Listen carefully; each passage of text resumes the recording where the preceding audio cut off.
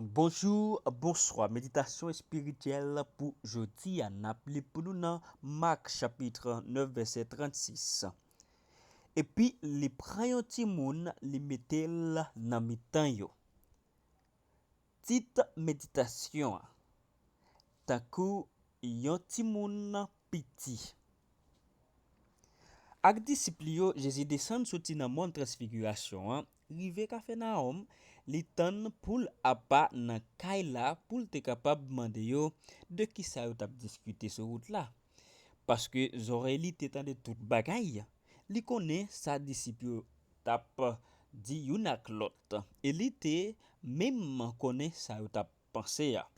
Mais yo te rete nan silence parce que sur route là yo t'a discuter nan mitan yo ki moun qui va pi grand. Silence yo te gêné yo en pile. Contraste là te tellement gros, Jésus te fait annoncer yo passion liya et puis pour yo même c'est une question de égoïste qui était tellement pensé à montrer dans propre jepa yo. Désir pour vin pi grand, pour gagner première place là au soir pour elle, ça n'était capable dire c'est base en pile situation qui déshonorer bon Dieu. Ambition personnelle ak rivalité yo à peine caché en bas activité ak travail supposé faire pour bon Dieu.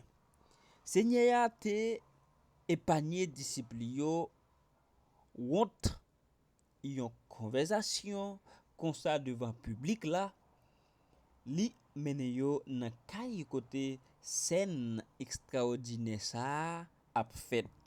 Li présente yo yon ti petit li mette nan mi-temps yo. Li pran nan mi-temps yo avec des bras ak tendresse. Li identifier tête li ak ti être ça côté que li dit n'importe moun qui recevoir nan non moins yon nan ti moun petit sa yo recevoir tout. A la yon bel exemple qui tel entrer dans que nous. C'est pour regard Seigneur découvrir dans fond que nous racine ça pour de tuile tout côté que li très mal tant que l'orgueil, vanité, ambition personnelle ak intérêt mesquin qui pas cham apaiser et qui pas cham aussi dangereux que les agit en bas couverti bagaille sacré. Et puis Seigneur a continué pour dire si yon moun vle vin premier, li pral dernier et li pral serviteur tout moun. Matthieu ajouté dans histoire incident ça yon exhortation que Marc lui-même te omité ou bien te omettre.